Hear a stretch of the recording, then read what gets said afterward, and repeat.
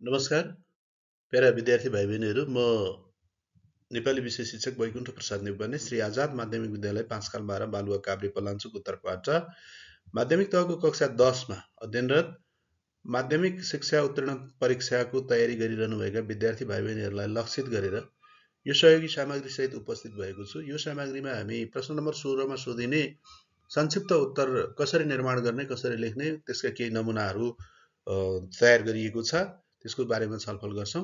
म विषयवस्तुतर्फ अगाडि बढ्न चाहन्छु।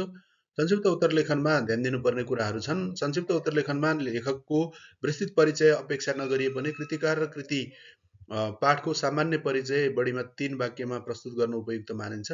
प्रश्न राम्रोसँग बुझ्नुपर्छ र प्रश्नले मागेको उत्तर अनुच्छेदमा खोज्नुपर्छ। प्रश्नले मागेको उत्तर अनुच्छेदसँग सम्बन्धित भएर बढीमा 10 वाक्यसम्म लेख्नुपर्छ। उत्तरमा सकेसम्म सान्दर्भिक विषयवस्तु समेट्नुपर्छ। तर विषयवस्तु समेट्ने क्रम नाममा धेरै लम्ब्याउनु भने हुँदैन, अर्थात् प्रश्नले अपेक्षा गरेको विषयवस्तु र सन्दर्भलाई मात्र उत्तरको रूपमा समेट्नुपर्छ। उत्तर निर्माण गर्दा सकेसम्म अनुच्छेदबाट जस्ताको तस्तै वाक्य सार्नु हुँदैन भने मौलिक भाषाको प्रयोग वाञ्छनीय मानिन्छ, अपेक्षा गरिन्छ। तात्पर्य खुलाउने, आशय लेख्ने, सन्देश माग्ने प्रकृतिको प्रश्नको उत्तर निर्माण गर्दा निर्दिष्ट अंशको मूलभाव पहिचान गरेर मौलिक भाषामा खँदिलो बनाउनु पर्छ। मूल्याङ्कन प्रक्रिया यस्तो छ। विषयवस्तुको ज्ञानमा 1.5, संक्षिप्त र खँदिलो प्रस्तुतिमा 2 र भाषिक शुद्धतामा गरेर चाहिँ 0.5 अङ्क छ। यो चाहिँ फेरि क र ख दुईटै गर्नुपर्छ विद्यार्थी भाइ बहिनीहरू। जम्मा 4 मार्क्स हुन्छ। यो दुईटैको लागि चाहिँ संयुक्त रूपमा चाहिँ मूल्याङ्कनको नमुना बताइएको छ। अब यहाँ एउटा अनुच्छेद दिएको छ। दिएको कथांश पढी सोधिएका प्रश्नको छोटो उत्तर दिनुहोस् भनिएको छ। यो हेर्नु होला। नाग बनेर आए पनि डराउन्न भनेर राजेन्द्र लक्ष्मीले कुन सन्दर्भमा भनेकी थिइन्? क मा प्रश्न छ। ख मा माथिको कथांशको भाव लेख्नुहोस् भनेको छ। अब क मा नाग बनेर आए भने पनि अब डराइन्न भनेर राजेन्द्र लक्ष्मीले कुन सन्दर्भमा भनेकी थिइन्? घर झगडा बद्रीनाथ भट्टराई 1965-2052 द्वारा लिखित द्वारा नेपाल एकीकरण अभियानका दुई नायक पात्र बहादुर शाह र राजेन्द्र लक्ष्मी शाह बीचको नायबीको विषयमा उठेको विवाद, शक्ति सङ्घर्ष र आपसी घात प्रतिघातलाई विषयवस्तु बनाई लेखिएको ऐतिहासिक सन्देशमूलक कथा हो। कथामा तत्कालीन दरबारमा चलेको आन्तरिक शक्ति सङ्घर्ष र राजनीतिक खिचलो प्रस्तुत गरिएको छ। पारिवारिक सङ्घर्ष, असमझदारी र अविश्वासले दरबार कमजोर हुने, बाहिरी शत्रुले शिर उठाउने, राज्य कमजोर हुन जाने भएकाले शासकहरू यसतर्फ सचेत हुनुपर्ने सन्देश कथामा दिएको छ। भारदारहरूको साथ र सहयोगमा नजरबन्दबाट छुटेपछि राजेन्द्र लक्ष्मीले आत्मविश्वासका साथ आफू कमजोर नभएको धारणा व्यक्त गरेकी छिन्। बहादुर शाहबाट हुने जुनसुकै षड्यन्त्र पनि विफल बनाउने सामर्थ्य आफ्नो पक्षमा रहेको उनको धारणा छ। प्रतापसिंह शाहले देश निकालाको सजाय दिएर बेतियामा रहेका बहादुर शाहलाई दया गरी दरबारमा ल्याउने काम आफ्नो मुख्य कमजोरी रहेको महसुस गरेकी राजेन्द्र लक्ष्मीले अब आफू कमजोर नरहेको, आफूलाई सहयोग गर्ने भारदारहरू पनि धेरै भएकाले अब बहादुर शाहबाट उठाउने जस्तोसुकै कदम पनि रोक्न र प्रतिवाद गर्न सक्षम रहेको विचार व्यक्त गर्ने सन्दर्भमा नाग बनेर आए भने पनि अब डराइन्न भनेकी हुन्। र माथिको कथांशको भाव लेख्नुहोस् भनिएको छ। माथिको कथांशमा नेपालको दरबारमा चलेको घात प्रतिघात, शक्ति सङ्घर्ष, राजनीतिक दाउपेचको सजीव चित्र प्रस्तुत गरिएको छ। एकीकरणकालीन इतिहासमा आधारित कथाको प्रस्तुत अंशमा बहादुर शाह र राजेन्द्र लक्ष्मी बीच नायबी अर्थात् राज्य सहायक भई राज्य सञ्चालनको क्रममा देखिएको असमझदारी र अविश्वासलाई प्रस्तुत गरिएको छ। नातामा सहोदर, देवर, भाउजू आपसी घात प्रतिघात र फुटमा ओर्लिएका छन्। एकले अर्कोलाई शक्तिहीन बनाई नजरबन्दमा राख्ने षड्यन्त्रको तानाबानामा अल्झिएका छन्। माथिको कथांशमा सत्ता र शक्तिलाई प्राथमिकता दिने मानिसले नाता सम्बन्ध, कर्तव्य आदि कुरालाई बिर्सने भाव व्यक्त गरिएको छ। शङ्कालु स्वभाव र शङ्का गर्ने बानी मानिसका कमजोरी हुन्। शङ्का गर्ने स्वभावले मानिसलाई नादान र कमजोर बनाउँछ, जुम्सु बनाउँछ भन्ने भाव कथांशमा प्रस्तुत गरिएको पाइन्छ। शङ्काले लङ्का जलाउँछ भन्ने मर्म कथांशको आशय। अर्को छ यो कर्तव्य कथाको चाहिँ अंश छ। यसको उत्तर चाहिँ अनुच्छेदमा कस्तो परिवेशको वर्णन छ भनिएको छ। आधुनिक कथाकार गुरूप्रसाद मैनाली 1957-2028 द्वारा लिखित कर्तव्य पारिवारिक समस्यामा आधारित उत्कृष्ट सामाजिक कथा हो। सामाजिक तथा पारिवारिक विषयवस्तुमा आधारित कर्तव्य आदर्शोन्मुख यथार्थवादी कथा। यस कथामा कथाकारले कर्तव्य परायण, भातृत्व प्रेम र धन सम्पत्ति भन्दा रगतको सम्बन्ध ठूलो हुन्छ भन्ने सन्देश दिएका छन्। कथांशमा बाह्य परिवेशका रूपमा शशिधरको विवाहको बरियात जाने, वरियात श्रीधरको घरबाट अगाडि बढेको र कोही पनि बुढापाका नभएको अवस्था चित्रित छ। आन्तरिक परिवेश भने कुलको गौरव र प्रतिष्ठाप्रति मुरलीधरको चासो, समर्पण र कर्तव्य परायणता वर्णित छ। कुलको मर्यादाको रक्षार्थ पितृहरूको सम्मानमा तथा जोरीपारीको मुखमा बुझो लगाउन मानिसले बखत मौकामा बुद्धि पुर्याउनु पर्ने कुरा कथांशमा वर्णन गरिएको छ। कथांशमा मुख्य पात्र मुरलीधरले आफ्नो श्रीमतीसँग कुलको गौरव, मर्यादा र प्रतिष्ठाको रक्षार्थ मानिसले आफ्नो अभिमानबाट एक कदम पछाडि हट्न सक्नुपर्ने विचार व्यक्त गरेका। आमा अनुच्छेदको सन्देश के हो? आधुनिक कथाकार गुरुप्रसाद मैनाली 1957-2028 द्वारा लिखित कर्तव्य पारिवारिक समस्यामा आधारित उत्कृष्ट सामाजिक कथा हो। कर्तव्य उत्कृष्ट नैतिक तथा औपदेशिक आदर्शोन्मुख यथार्थवादी कथा हो। यस कथामा कथाकारले कर्तव्य परायणता, भातृत्व प्रेम तथा धन सम्पत्ति भन्दा रगतको सम्बन्ध ठूलो हुन्छ भन्ने सन्देश दिएका छन्। बिना निम्तो आफ्ना पति मुरलीधर शशिधरको बरियात जान लागेकोमा असन्तुष्टि व्यक्त गरेका कमलालाई सम्झाउँदै पुर्खाको मानमर्दन प्रति सचेत रहनुपर्ने सन्देश दिएको छ। पारिवारिक द्वन्द्व, असमझदारी, अविश्वास बढ्दैमा मानिसले कुलको गौरव प्रतिष्ठामा आँच पुग्ने कार्य गर्नु नहुने सन्देश कथांशले दिएको छ। अंशबन्डा धन सम्पत्तिको लालचमा दाजुभाइ बीच विवाद हुनु स्वाभाविकै हो, तर मानिसले धन सम्पत्ति भन्दा रगतको सम्बन्ध धेरै उच्च र महान मानिसका लागि धन सम्पत्ति भन्दा रगतको सम्बन्ध धेरै उच्च र महान हुन्छ भन्ने कुरा कहिले बिर्सनु हुँदैन भन्ने सन्देश कथांशमा व्यक्त छ। कुलको मर्यादालाई धन सम्पत्ति र आपसी द्वन्द्वसँग जोडेर हेर्न हुँदैन नहुने सन्देश पनि कथांशमा प्रस्तुत भएको छ। अब आयाम कथाको अर्को अंश छ। यहाँ प्रश्न छ, एक्लो जीवन बाँच्न कति सकस हुन्छ? कस्तो प्रसङ्गमा व्यक्त गरिएको होला? कथाकार बिनाथिङ 2037 द्वारा लिखित आयाम कथामा सामाजिक समस्या तथा नारी जीवनका समस्यालाई विषयवस्तुका रूपमा प्रस्तुत गरिएको छ। कथामा परम्परागत नेपाली समाजको सासु र बुहारी बीचको कटुतापूर्ण र दमनात्मक सम्बन्धबाट माथि उठेर सासु बुहारीको सम्बन्धलाई आमा छोरीको जस्तो आदर्श सम्बन्ध देखाई सामाजिक सोच र व्यवहारमा परिवर्तन ल्याउनु पर्ने सन्देश दिएको छ। कथाकी पात्र याङजीले आमासँग म कसैसँग प्रेममा छु, म उसैसँग विवाह गर्न चाहन्छु भन्ने भनाइको प्रत्युत्तरमा आमाले माथिको एक्लो जीवन बाँच्न कति सकस हुन्छ भन्ने वाक्य व्यक्त गरेकी हुन्। आमाले पनि याङजीले जस्तै आफ्नो पति गुमाएर एक्लै बाँच्दाको निरस र निराश जीवनको काली लाग्दो भोगाई महसुस गरेकी छिन्। पतिको अभावको एक्लो जीवन असुरक्षित, निराश र निराश हुन्छ। यस्तो एकाकी जीवन बिताउन सकस र असहज हुन्छ। मनका इच्छा, आकांक्षा, रहर सबै त्यागेर बाँच्नुपर्छ। थुप्रै सामाजिक अवगाल र आरोपहरू सहेर बाँच्नुपर्छ भन्ने प्रसङ्गमा माथिको वाक्य आएको छ। माथिको कथांशको पात्र याङजीको चरित्र चित्रण गर्नुहोस् भनिएको छ। कथाकार बिनाथिङ 2037 द्वारा लिखित आयाम कथामा सामाजिक तथा नारी जीवनका समस्यालाई विषयवस्तुका रूपमा प्रस्तुत गरिएको छ। कथामा परम्परागत नेपाली समाजको सासु बुहारी बीचको कटुता र दमनात्मक सम्बन्धबाट माथि उठेर सासु बुहारीको सम्बन्धलाई आमा छोरीको जस्तो आदर्श सम्बन्ध देखाई सामाजिक सोच र व्यवहारमा परिवर्तन ल्याउनु पर्ने सन्देश दिएको छ। याङजी यस कथाकी प्रमुख पात्र हुन्। उनी 25 वर्षको कलिलो र वैशाल उमेरमै पतिको मृत्युपछि निरस र एकल जीवन बिताउन विवश नारीहरूको प्रतिनिधि पात्र हुन्। स्नातक तहसम्मको अध्ययन गरेकी उनी आमाको प्रेरणाबाट घरभित्रको एकाकी जीवनबाट बाहिर निस्किएर रोजगारमा संलग्न भएकी छिन्। आफ्नो कार्यालय प्रमुख सुरजसँग प्रेम सम्बन्धमा रहेकी याङजी साहस आँटका साथ आमासँग आफ्नो प्रेम सम्बन्धको खुलासा गरी सुरजसँग विवाह गर्न चाहेको बताउनुले उनी साहसी, विद्रोही, प्रगतिशील तथा पात्रका रूपमा रहेकी छिन्। यसले गर्नु होला। अर्को पनि यो मेरो देशको शिक्षासँग सम्बन्धित निबन्धको अंश छ। यसको उत्तर देशको शिक्षा कस्तो हुनुपर्छ भन्ने छ प्रश्न।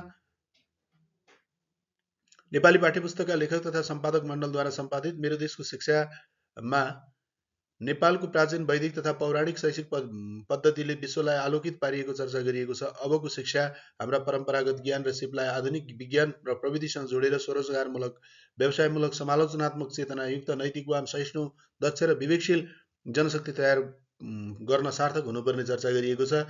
अब देशको शिक्षा समालोचनात्मक सोचयुक्त ज्ञान निर्माण गर्ने हुनुपर्छ। अबको शिक्षा कुनै पनि विचार, घटना र परिवेशलाई आँखा चिम्लेर समर्थन गर्नुभन्दा पनि विवेकको आँखाले हेर्न र मूल्याङ्कन गर्न सक्ने चिन्तनको विकास गर्ने हुनुपर्छ। आजको शिक्षाबाट दीक्षित बालबालिकाहरूले अरूको पछि लाग्ने वा सुनेको भरमा धारणा बनाउने, भिडको पछि लाग्ने परिपाटीबाट माथि उठेर आग्रह र पूर्वाग्रह बिना आफ्नो धारणा राख्न सक्ने जनशक्ति उत्पादन गर्न उन्मुख हुनुपर्छ। गुरु के गर्दा गौरवान्वित हुन्छन् भन्ने दोस्रो प्रश्न छ। नेपाली पाठ्यपुस्तकका लेखक तथा सम्पादक मण्डलद्वारा सम्पादित मेरो देशको शिक्षामा अबको शिक्षाको बाटोको सम्बन्धमा चर्चा गरिएको छ। अब शिक्षाले परापूर्वक कालदेखिको ज्ञानलाई आधुनिक विज्ञानसँग सहकार्य गर्नुपर्ने धारणा अगाडि सारिएको छ। अबको शिक्षाले आम सिकारुमा, आम विद्यार्थीमा समालोचनात्मक चेतनाको विकास गर्न सक्नुपर्छ। समालोचनात्मक चेतना भएका विद्यार्थीहरू आफ्ना गुरु वा शिक्षकले प्रस्तुत गरेका विषयवस्तु, विचार, धारणा उप प्राज्ञिक बहस गर्न तथा प्रश्न गर्न सक्षम हुन्छन्। गुरुका मतमा विद्यार्थीले फरक मत, धारणा वा विचार राखेर सोच्छ, वैचारिक बहस गर्न सक्छन्। यसरी आफ्नै चेलासँग वैचारिक बहस गर्न पाउनु, आफ्ना विद्यार्थीले प्रश्न उठाएर तर्क गर्दा गुरुजन समेत गौरवान्वित हुन्छन् भन्ने धारणा व्यक्त भएको छ। अर्को घर झगडाकै चाहिँ अंश छ। आपसी फुट नै जाति पतनको कारण हो भन्ने जो छ। कथाकार बद्रीनाथ भट्टराई 1965-2052 द्वारा लिखित घर झगडा नेपाली एकीकरणकालीन अभियानका दुई सशक्त पात्र बहादुर शाह र राजेन्द्र लक्ष्मी बीचको आपसी अविश्वास र न्यायिक केन्द्रित द्वन्द्वलाई विषयवस्तु बनाएर लेखिएको उत्कृष्ट ऐतिहासिक कथा हो। तत्कालीन दरबारीय राजनीतिक शक्ति सङ्घर्ष र खिचातानीलाई विषयवस्तुका रूपमा लिएको कथामा आपसी फुटले विनाश निम्त्याउँछ। शङ्कालुपन मानवीय कमजोरी भएकाले यसबाट माथि उठ्नुपर्ने, आपसी समझदारी र छलफलबाट अविश्वास र असमझदारी हटाउनुपर्ने सन्देश दिएको छ। आपसी फुट नै जाति पतनको कारण। फुट, असमझदारी र अविश्वास आदिले पारिवारिक कलह निम्त्याउँछ। आपसी फुटले परिवारलाई कमजोर बनाउँछ।